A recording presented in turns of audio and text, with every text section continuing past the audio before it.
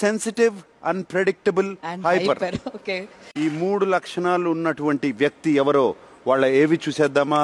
Hi, నేను మీ నాగమణి కంటని. మీ అందరికీ తెలుసు, కొన్ని సీరియల్స్ చేశాను. నేను చాలా చిన్న ప్రపంచం నుంచి నేను వచ్చాను. పుట్టిన 2 ఏళ్లకే నాన్న చనిపోయారు.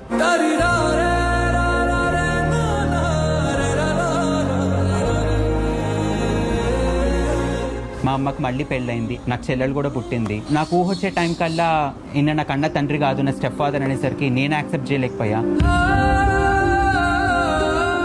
మా ఇంట్లో ఉన్న కొట్లాటలు చాలదు అన్నట్టు మా అమ్మకి క్యాన్సర్ ఉందని తెలిసింది. మా అమ్మని బతికించుకోవడానికి చాలా ట్రై చేసాం.